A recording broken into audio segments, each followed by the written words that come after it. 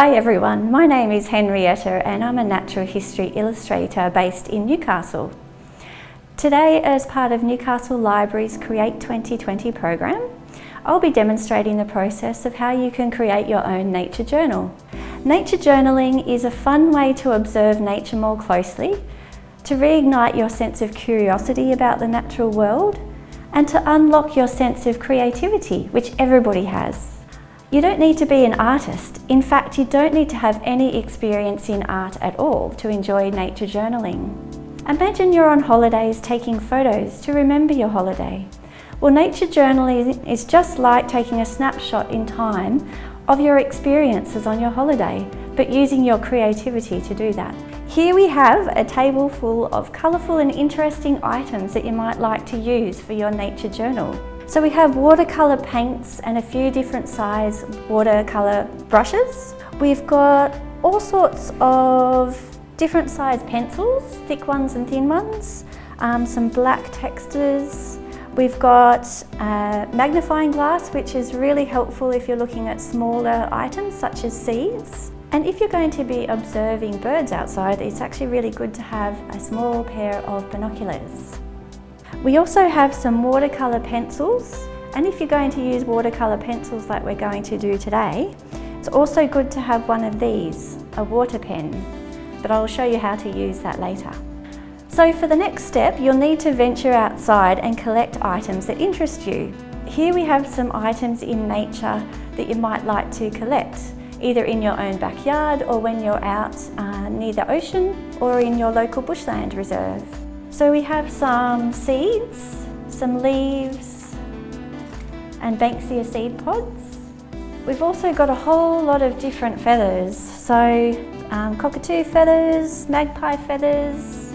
So if you happen to be by the ocean, it's great to collect a couple of open shells or maybe even a bit of seaweed or a sponge. Lots of interesting textures and items that you can find in nature. Today we'll start your nature journal with a leaf, because leaves come in all different shapes and sizes, textures and smells. So it doesn't matter if you don't know the name of the plant that your leaf comes from. You might discover that later through your nature journaling. But it's good when you start to actually study your leaf. So study the shape, the colours, the texture and even the smell.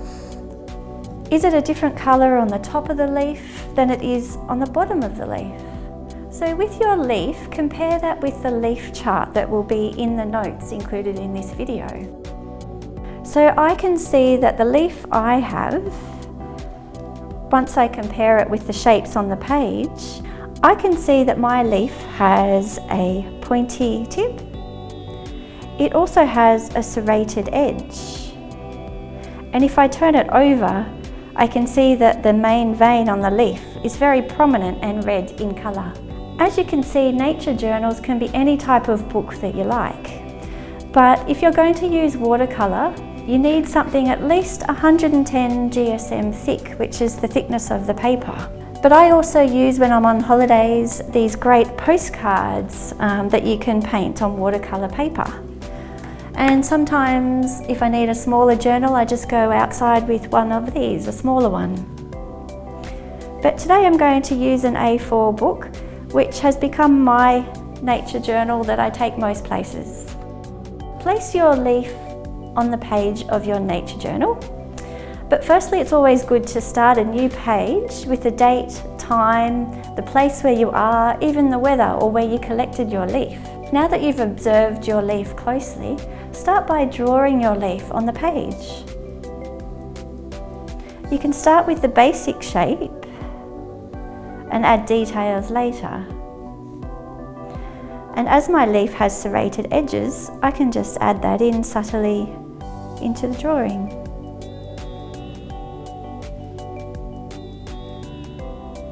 Fill your page with drawings of your leaf and try not to erase any of your drawings. Just accept them as they are and keep drawing. It's one of the reasons why I use a black texter, so I can't rub anything out. It might take a couple of goes to get a leaf that you're satisfied with. Referring back to your leaf chart, start to write some notes on the page next to your leaf. You can write the measurements, that's why it's handy to have a ruler. So my leaf is about 10 centimetres long and about 3 centimetres wide. It also feels quite leathery, so there's details like that that I will write on the page. It's good at this point to also note the colours of your leaf. So the top side is dark green and the underside is much lighter green.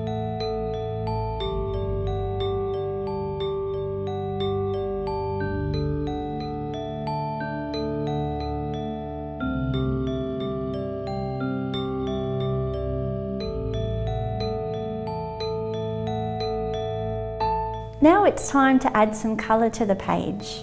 If you've never used watercolour paints or pencils before, don't worry, it's really easy and there's no right or wrongs, so you can't make a mistake. You can get started by creating a colour library on a separate page of your journal by simply adding a swatch of each colour that you have. So each time you go nature journaling, you already know what colours you have.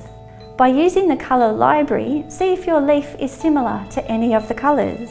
When you have discovered the colours close to your leaf, then you can start adding colour to your page.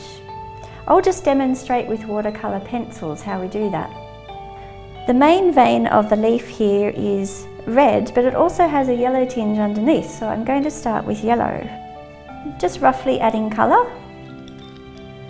And then the main part of the leaf is green, of course.